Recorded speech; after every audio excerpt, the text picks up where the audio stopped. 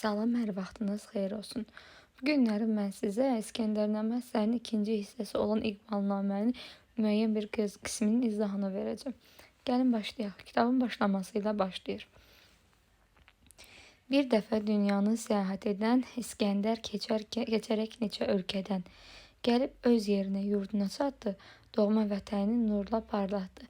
Deməli, İskəndər səyahətə çıxır və yenidən öz yurduna qayıdır. Öz yurduna qaydanda isə başlayır öz yurdunu inkişaf elətdirməyə, yəni nurla parlatmağa.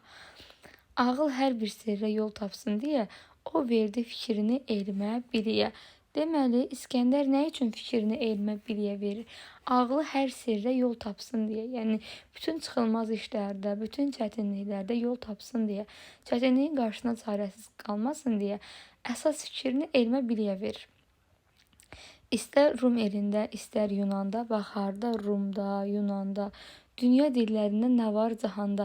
Yəni, dünyanın bütün dillərində, dünyada nə varsa, nə qədər kitab varsa, onların hamısını tərcümə edilsin, bilik xəzinəsi doldurmaq üçün. Deməli, İskəndər başlayır dünyada olan bütün kitabları, bütün dillərdə olan kitabları tərcümə elətdirir və özü üçün kitabxana yaradır. Bilik xəzinəsi doldurmaq üçün cür yığdı elm üçün bir hər yandan, bunlardan yaratdı böyük bir ümman. Əmr etdi, verildi belə bir fərman, alimdir gözümdə ən əziz insan. Deməli, İskəndər fərman verir ki, mənim üçün ən əziz, hörmətli insan alimdir. Elmlə, hünərlə başqa cür heç kəsə üstünlük eyləyə bilməz. Deyir, yəni nə qohumluq, nə qardaşlıq, nə heç nə də, yəni insan insana o vaxt üstün ola bilər ki, elmi olsun, hünəri olsun. Rütbələr içində seçilir biri, hamıdan ucadır alimin yeri. Alimə xüsusi diqqət edir və onu rütbələrin içərisində seçdirir, xüsusi hörmət verir. Belə qərar verdiyi yanında ancaq hər kəs öz elmi ilə bir yer tutacaq. Deməli, kim ki vəzifəyə gələcəksə, o vəzifəyə gələn adam xüsusilə hörmət olmalıdır. Yəni, indiki dövrdəki kimi yoxdur, yəni heç nəyə yoxdur, amma hər yerdə ən yaxşı işlərdə savadsızlar oturur. Elə şeydən söhbət getmir burada. Yəni, burada deyir ki, kim ki vəzifəyə gələcəkdir, onun özünün elmi olmalıdır. Tipik xəyal dünyası. Hamı elmə, fənnə elədi rəğbət, çünki elmə təşviq edirdi dövlət. Deməli, bax, hamının fikri elmdə idi. Hamı artıq elmə, öyrənməyə rəğbət bəsləyirdi. Niyə? Çünki birinci buna dövlət əməl edir, dövlət rəğbət bəsləyirdi. Yəni, dövlət nəyi təbliğ eləsə, insanlar da başlayır onu təbliğ eləməyə, onu öyrənməyə. İskəndərin də təbliği elm idi, hünər idi. Elmə qiymət qoydu böyük hökmran. Elmlə ucaldı dünyada Yunan. Yunan başlayır elminə görə dünyada seçilməyə. Qoymazdı o zülmə, verməzdi imkan. Saxlar dünyada daim bir mizan. Deməli, zülmə imkan verməzdi və dünyanı bir qayda üzərinə nizamla idarə edərdi. Qocalar, cavanlar, uşaqlar üçün açıqdı qapısı onun bütün gün. Yəni, kimin nə dərdi var idisə, gəlirdi İskəndərin yanına, öz dərdini danışırdı. Sultan Səncər və qarını keçəcəyi. Orada qarı Sultan Səncərə başlayır acıqlanmağa ki, sən heç kimin dərdinə qulaq asmırsan, öz keyfindəsən. Bax, bu onun əksidir. Burada isə nə deyir? Bax, qocalar, cavanlar, uşaqlar hamısı gəlir İskəndərin yanına, nə dərdi olurdusa, onları açıq, ürək açıqlığı ilə deyə bilirdi. Çünki istənilən vaxt İskəndər onları qəbul edirdi. Özünə düzdü eləyib şüar, o 7 ölkəyə oldu hökmdar. Deməli, İskəndərin sual çıxacaq, şüarı nədir? Düzlükdür şüarı və beləcə də o 7 ölkənin hökmdarı olur. Tədbir soruşdu iş bilənlərdən. Odur ki, olmuşdu öz iş bilən.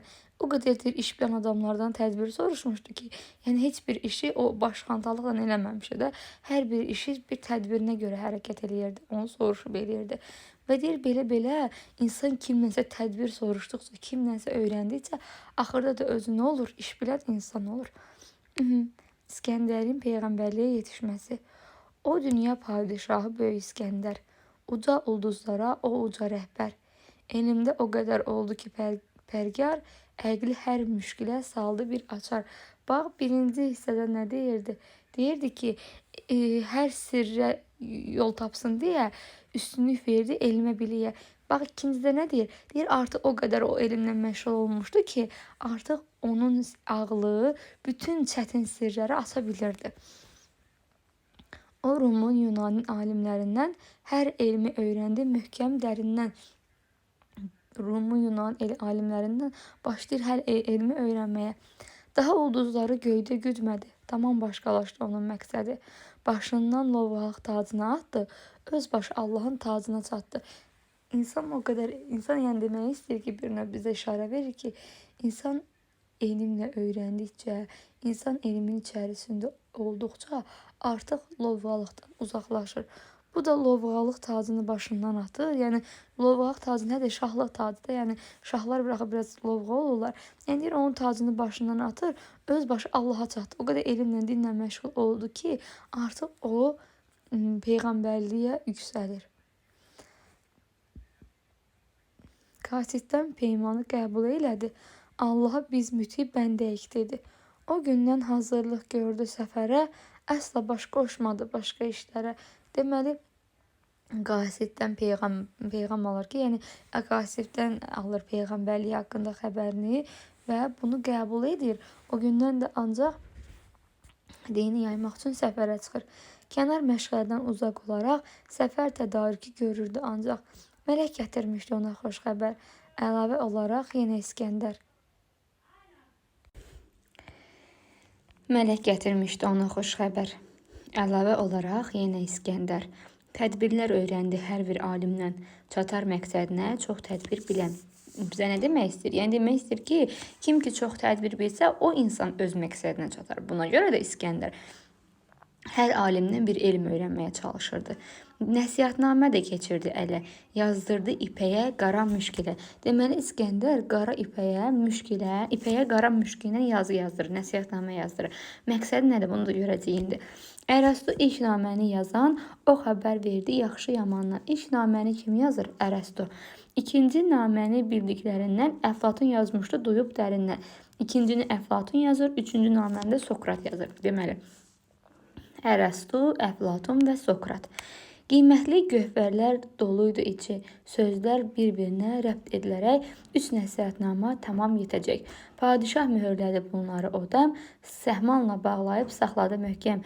Tədbirə ehtiyac duyduğu zaman açıb oxuyardı bir-bir onlardan. Deməli belə, İskəndər axı peyğəmbərlik səfərinə çıxır və bu səfərdə onun başına hər iş gələ bilər. Hər çətinlik qarşısında qala bilər. Yəni öz tədbirinin belə çıxış yolu tapa bilməyəcəyi çətinliklərin qarşısında qala bilərdi. Alimlərin də hamısını yığıb yanında apara bilməyəcəyinə görə, çünki öz ölkəsində də bir alim qalmalıydı da, alimləri yığıb aparmırdı axı o özü ilə. O belə bir tədbir tökür ki, deməli, bunun 3 dənə alim buna nəsihətnamə yazsın, versin. Hərəsi elə bir ki, ipəyə nəsihətnamə yazsın, versinlər. Əgər ha vaxtsa bir tədbirin qarşısında, daha doğrusu bir çətinliyin qarşısında tədbir görə bilməsə, onda açsın, o nəsihətnaməni oxusun, özünə bir çıxış yolu tapsın. Yəni məqsədi bu idi nəsihətnaməni yazdırmağa. 3 nəfərə yazdırır, Ərəstuna, Əflatuna, bir də Sokrata. İskəndərin peyğəmbərlik səfərinə çıxması. Allahın hökmü ilə böyük İskəndər vəhiyə alıb elə ki oldu peyğəmbər. Dövlət divanından pozdu adını, zəhmət divanına yazdı adını. Bu nə deməkdir? Yəni ki, əvvəl dövlət divanındaydı, hökmdar idi. İndi adını zəhmət divanına yazdı. Yəni zəhmətə qatlaşaraq səfərə çıxıb artıq peyğəmbərliyi yaymağa başladı. Əmr etdi bacını Rum ilə Rus yazsınlar adına İskəndər Rus. Deməli, Rum və Rusun bacı, yəni ki, vergisi gedəcəkdi oğluna İskəndər Rusa. Getmədən tərk etdi təxti oğluna, tapşırdı anası göz olsun ona. Oğlunu anasına tapşırıb gedir. Vəsiyyət etmək üçün gələrək dilə əziz anasına söylədi belə. Anasına vəsiyyət edir. Gedirəm bu xalqla et yaxşı rəftar. Qoy səndən həmişə razı qalsınlar. Deyir, mən gedirəm, sən mənim xalqımla həmişə yaxşı rəftar elə ki, səndən razı qalsınlar. Ata tək bu xalqı himayənə al, ana tək dərdlərinə qal. Anasan ana kimi dərdlərinə qal. Mən yola çıxmağı duydum zərrət, qalır təxtim tacım sənə əmanət. Taxtını tacını anasına əmanət edir. Yollarım uzundur, mənzilim çox, bilməm dönəcəyim geriyə ya yox. İskəndər geri dönüb dönməyəcək qarşısında tərəddüd içində, çünki bilmir nə olacaqdı. Elə et qayıtsam əgər səfərdən, xəcalət çəkməyim, nə mən nə də sən. Deyir, əgər mən səfərdən qayıtsam, nə mən nə də sən xəcalət çəkməyim. Mən xəcalət çəkməyim ki, səni tapşırıb getmişəm, bu xalqı sənə tapşırmışam. Sən də xəcalət çəkmə ki, mənim əmanətimə xəyanət eləmişsən. Yox, əgər dönməyim olmasa qismət, huşyar ol, xoş gəlsin ta ki aqibət. Elə et ki, haqqın məhkəməsində dilin tutulmasın, xəcil olmasan. Deyir, yəni mən gəlməsəm belə, yadında saxla ki, əsas məhkəmə, əsas olan haqdır. Yəni sən mənim cavab verə bilməsən də yadında saxla ki, axır əvvəl haqqa cavab verəcəksən və haqqın əsas məhkəmə haqqın məhkəməsidir. Əsas orada sənin dilin tutulmasın. Bu sözləri deyib İskəndər qoyub təxtə tacı elədi səfər. Əmr etdi bir anda bütün Rum və Şam qoşun önündə cəm olsun tamam. Fərmanda olan bütün qoşundan yol üçün ayırdı 100.000 pəhləvan. O Məqduniyadan yola düşərək İskəndəriyə gəlib çatana tək ilk əvvəl yolunu məğribə saldı, Misirə gəlib orada 2 gün qaldı. Sonra çıxıb oradan qəlbində dilək, Allahın əmrinə əməl edərək. Bir xeyli yol gedib dərələr keçdi, ötüb zəmiləri çölə yetişdi. Məqdəsdən dəstə ilə bir neçə adam hakimin zülmünə etməyib davam. Yolda düzüldülər o Qadir Şahdan, belə dilədilər mərhəmət aman. Pak etdin dünyanı sənəy hökümdar. Deməli, İskəndər gəlib çatanda onun yanına imdada gəlirlər, mərhəmətə gəlirlər, amana gəlirlər. Pak etdin dünyanı sənəy hökümdar. Gəl bu pak evi də paklığa çıxar. Deyirsən bu dünyanı pak edirsən, bizim də evimizi bir paklığa çıxar. Ucat bayrağını şəhərimizdə, yox et bədxahları dincələk bizdə. Yəni deyir, bizim yurdumuzdan bu pis insanları qov. Yurdunda var bir əhrimən. Əhrimən kim deməkdir? Şeytan deməkdir, düşmən deməkdir. Allah dostları ilə düşməndir, düşmən, Allahın düşmənidir. Müqəddəs binada itaətkarlar olub o zalımın zülmündən bezər. Deyir, yəni müqəddəs binada dinə itaət edənlər, onu ibadət edənlər, onun əlindən artıq beziblər. Tərk edib sitayiş yolunu hakim, bütün din əhlinə zülm edir daim. Deyir, sitayiş yolundan, Allah yolundan uzaqlaşıb, ancaq insanlara zülm edir. Başını dik tutub dökür nahaqqan, çoxunun başını kəsib nahaqqdan. Yəni deyir, onun elədiyi iş haqq işi deyil, onu haqdan qan tökür. Hamımız qorxuruq o əhriməndən, divlər qənimi sən də ada yetişsən. İskəndəri divlər qənim adlandırır. İskəndər onları belə görən tək, o göz yaşlarına rəhm eləyərək, əsla incimədi fəryadlarından, çatdı məzlumların dadına o an. Dinləyib onların fəryadını, Beytül Müqəddəsə sürdü atını. Deməli, onların duasına qulaq asandan sonra, yəni onlar daha doğrusu amanlı qulaq asır və onlara kömək etmək qərarına gəlir və ona görə də Beytül Müqəddəsə gedir. Bu vaxt hər tərəfdən, dağdan, dərədən ədalət səsini eşidib düşmən, tədarük görərək döyüşə çıxdı. Bilmirdi ki, şahın bəxti açıqdır. Deyə, yəni düşmən şahla qarşı-qarşıya gəlməyinə gəlir, amma şahın bəxtinin açıq olduğunu bilmirdi.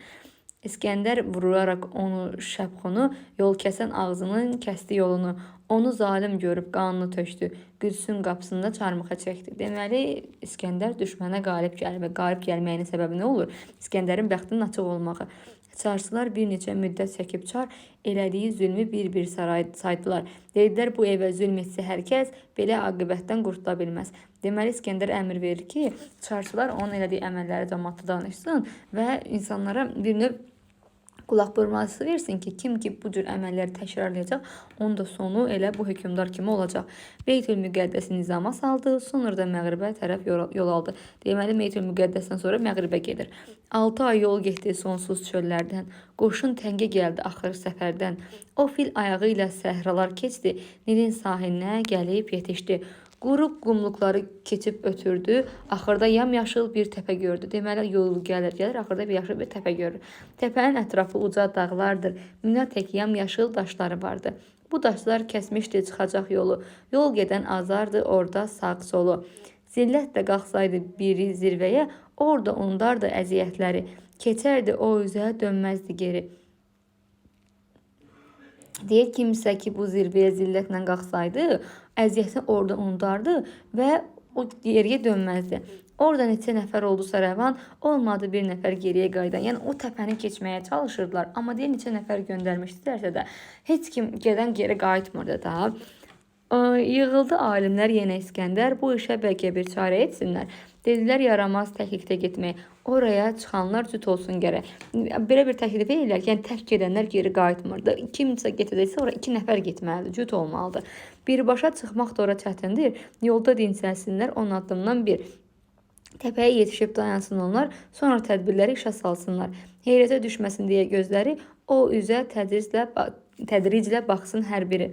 Nəticə vermədi bu son tədbirdə. Bu nəticədə, bu tədbirdə nəticə vermir. Yığdı alimləri İskəndər birdə. Düşünüb verdilər belə bir qərar. Hünərli, vicdanlı bir şəxs tapsınlar. Hünərli və vicdanlı. Dünya görmüş olsun, yazmağı bacarsın. Gedəndə qələmlə kağız aparsın. Götürsün yanınca əziz oğlunu, dərd qəmdən qorusun övladı onu. Deməli deyirlər ki, bir dənə hünərli, vicdanlı adam tapaq, həm dünya görmüş olsun, həm də ki, yazmaq bacarığı olsun, oğlunu da özündən aparsın ki, oğlu onu hər çətinlikdən qorusun. O dağı çıxanda oğuldur hər an, gərək təqib etsin onu arxadan. Qayıda bilməsə o kişi əgər, oradan övladına eləsin xəbər. İşdir heyrətindən dili tutulsa, danışa bilməsə, qəfillal olsa, yazar göndərdiyini verər oğluna, çünki varlığı ilə bağlıdır ona. Deyir, əgər o gördükləri qarşısına heyrətə gəlib dili tutulsa da, gördüklərini kağıza yazsın, versin oğluna, oğlu gəlsin bizə çatdırsın. Həmin sifətlərə malik cəld qıvraq, bir qoca tapdılar soraqlaşaraq. Yollandı dağlara qoca ilə cavan, sanki balası ilə getdi bir aslan. O günün sabahı günorta çağı. Gənc igid qayıdıb gəldi aşağı. Deməli, həmin günün sabahı günorta vaxtı oğlan artıq qayıdır, gəlir. Bükülü naməni möhkəm tutaraq baş əydi padişaha, rəngi ağappaq. Şah alıb oxudu, belə yazır. Ki yazırdı. Məni bezdirmişdi yolların tozu. Lap cana gəlmişdim, qorxurdum yaman. Sanki cəhənnəmdir bu yolda hər yan. Cəhənnəm kimi bir yoldur, yol toz torpaqdır. Elə bir həyatın aslıdır tükdən, canından əl üzər bu yolu gedən. Yəni, elə bir yoldur ki, sən ölümü imza çəkib gedirsən də bu yolu. Bu yollar çətindir, incədir tükdən, yollar ipincədir. Burada mümkün deyil geriyə dönmək. Sarp qaya üstünə gəlib çatarkən, darısqal yollardan təngə gəldim mən. Baxdıqca keçdiyim qorxunç yollara, qəlbim sıxıntısından gəldi zinhara. Bu tayın yolları düzdür, hamardır. Hər yana baxırsan, yaşıl bağlardır. Boldur gül çiçəyi, suyu, meyvəsi. Gəlir hər tərəfdən quşların səsi. Havası tərtəmiz, qəşəngdir hər yan. Belə yurd arzular Allahdan insan. Havası tərtəmiz, ətir qoxulu. Gözəl torpaqların çeşməli sulu. Çeşmələr bulaqlar verib əl-ələ. Bunlardan böyük çay gəlib əmələ. Bu yanda bəzəkli gözəl bir həyat, o yanda azğınlıq, düşkünlük, fəryad. O tərəf cəhənnəm, bu tərəf behişt, yəni cənnət. Bir də ki, gəlmişik, gör hardan hara. Baxıram keçdiyim qorxunc yollara. Belə gözəl yerlərdən kim dönər geri, keçər o dəhşətli qorxunc yerləri. Mən getdim, səlamat olsun görüm şah. Mən şadam, sizi də şad etsin Allah. Deməli, deyir, mən yola çıxdım. Deyir, bu yol daş idi, hər tərəf incə idi, tozuydu, torpaq idi. Bir növ cəhənnəmi xatırladırdı. Amma deyir, dağın bu tərəfi, hər tərəf yamyaşıldır, hər tərəf ətir qoxuyur, gül qoxuyur, quşlar cəhcəh çalıb oxuyur. Yəni, çox gözəl bir yerdə. O tərəfi cəhənnəmə bənzədir, bu tərəfi cənnətə bənzədir. Deyir, yəni, mən bu boyda yolu gəlib keçmişəm, gəldiyim yola baxıram. Yəni, heç kim cənnəti görüb cəhənnəmə qayıtmaz. Yəni, insanların qayıtmama səbəbi oymuş. Şah gizli sirlərdən oldu xəbərdar, qoşunu tez etdi o yerdən kənar. Heç kəsə demədi oxuduğunu, qorxdu ki, hamısı tərk edər onu. O tozlu yollara səfər edirdi, zamanı arxada qoyub gedirdi. Bu yolda heç nəyə meyil etməyərək, qəlblərdə tozları silirdi yel tək. Dostların könlünü o şad edirdi. Yadlara həqiqi din öyrədirdi. Yolun yarısını çatıb İskəndər, vəhşilər gördü ki, insana bənzər. Deməli, yolun yarısını çatanda insana bənzəyən vəhşilər görür. Bunlar çöl əhli idi, qırdan da qara, yaşayış yerləri kaha, mağara. Deməli, çöl əhli idilər, rəngləri qapqara idi və mağarada yaşayırdılar. Onlardan soruşdu, bu çöllərdən siz sərgüzəşt əfsanə nə bilirsiniz? Onlardan soruşdu ki, yəni burada başqa nələr bilirsiniz, nə əhvalatlar bilirsiniz bu çöl haqqında? Deyin, sizdən başqa var mı yaşayan? Bu çöldə ya əhli, ya vəhşi heyvan. Yəni deyir, ya insan kimi, ya da vəhşi kimi yaşayan bir kimsə var sizdən başqa. Onların cavabı şaha bu oldu. Az olur bu çölün suyu, buludu. Bu susuz səhrada yaşayırıq biz. Səhranın ovudur yediklərimiz. Deyir, burada su, bulud olmur. Biz susuz qalırıq burada və səhranın ovu ilə qidalanırıq. Yalancı ovçuluğu etmişik peşə. Ömrümüz heyvan tək keçir həmişə. Ömürləri heyvan kimi keçir. Yeyirik, nə etsək bu çöldə şikar, tüklərdən, dəridən giyərik paltar. Burada nə atəş, nə də ki su var, odu günəş verir, suyu buludlar. Deməli, odu günəş verir, suyu da buludlar. Yəni, su da yoxdur, od da yoxdur. İşıqlı gündüzlər göyün günəşi bizi əvəz edər odu atəşi. Şeh düşüb havanı nəmədən zaman, nəfəs alırıq suyu havadan. Bu çöldə belədir məişətimiz, belədir işimiz, vəziyyətimiz. Bir də soruşdunuz deyək bir qədər. Bu çöldə kimlər var, necə ömr edər? Bu odlu səhralar dəhşətdir, dəhşət. Bir quş da uçmağa etməz cəsarət. Dəstə-dəstə vəhşi adamlar yaşar. Heç kəslə ünsiyyət bağlamaz onlar. Deyir, bizdən başqa da burada dəstə-dəstə vəhşi adamlar yaşayır və heç kəs onlardan ünsiyyət bağlamır. Bir gündə onların getdiyi qədər biz getsək inan ki 2 ay çəkər. Yəni o qədər sürətdədirlər ki, bir günə getdikləri yolu biz 2 ay gedərik. Onların birisi düşmüşdü ələ. Soruşub bir təhər gətirdik dilə. Necə edirdiniz susuzluğa tab? O bizə nifrətlə vermişdi cavab. Su bizə zəhərdir, su içməz heç kəs. Bizə suyu hava eyləyər əvəz. Deməli bunlar da su içmirlər, suyu havadan əldə edirlər. İlan tək hər kəsə yovuşmarıq biz, kərtənkələdir yediklərimiz. Deməli kərtənkələ ilə qidalanırlar. Sizdə ki bir fayda yoxdur bizlərə, nə üçün boyun əyək sizə boş yerə? Yəni deyir, insandan ki bizə xeyir gəlməyib, niyə sizə boyun əyməliyik ki? Yemək yatmaq vaxtı yenə bir təhər, onlardan gizlincə almışdı xəbər. Bu sonsuz səhranın susuz çölləri gəzib görübsünüz siz də çox yebər, siz də çoxdan bəri. Söyləyin, kim görüb başqa zihayat? Varmı bu çöllərdə başqa məxluqat? Onlar cavab verib, bu çölü dağı axtarıb gəzmişik yaxın uzağı. Ahı tək biz qastıq illər uzunu, tapmadıq səhranın ancaq sonunu. Deyir, nə qədər getmişik, amma səhranın biz sonunu tapmamışıq. Bizə rast gəlmişdir başqa çölülər. Onlardan soruşub tutmuşduq xəbər. Görəsən bizlərdən başqa yaradan, burada yaratmışmı başqa bir insan? Onlar deyib ki, çox uzaqlarda, günəş ziyasına həsrət diyarda. Müşk meşəsi kimi bircə şəhər var, bax, müşk meşəsi. Orada ağ bədənli insanlar yaşar. Onların bədənləri ağ olurlar. Gözəl xasiyyət, üzləri gülər. Onlar 500 il artıq ömür edər. Deməli 500 yaşına qədər yaşaya bilirlər. Üzləri də ağdır, gülər üzdülər. Həm də xasiyyətləri xoşdur. 500 yox, lap 1000 il yaşasalar da qocalıq əsəri olmaz onlarda. Həmişə cavan qalarlar. Onların hanına yanıb İskəndər cürbəcür neymətdən verdi bir qədər. Qayda qanun qoydu, ayini öyrətdi. Onları haqq dininə hidayət etdi. Deməli, bu hansıları? O birinci tutduğu vəhşi var idi. Birinci tutduğu soruşdu, dedi, çöldə yaşayırıq, nə bilim, nə gəldi, tapırıq, yeyirik. O lap vəhşilər yox, kərtənkələ qidalanına yox, birincilər. Onları haqq yoluna dəvət edir. Onlara bir cürbəcür neymətlər verir. Qayda qanun öyrədir, ayin öyrədir və onu dinə hidayət elətdirir. Düzgün nişanlarla bilmək üçün yəqin yolunu soruşdu məhcul yerlərin. Gördülər İskəndər çox şəfqətlidir, insaflı, qayğıkeş, mərhəmətlidir. Eyləyir onlara ürəkdən kömək, dedilər biz də bir xidmət göstərək. Deməli, İskəndərin mərhəmətini görəndən sonra ona başladılar kömək eləməyə. Bizdə torpağı od, atəş, küləyi, zəhər, səhradan çıxmağa yol göstərdilər. İskəndər vaxt baxmadan yola, oradan atını çapdı 4 nala.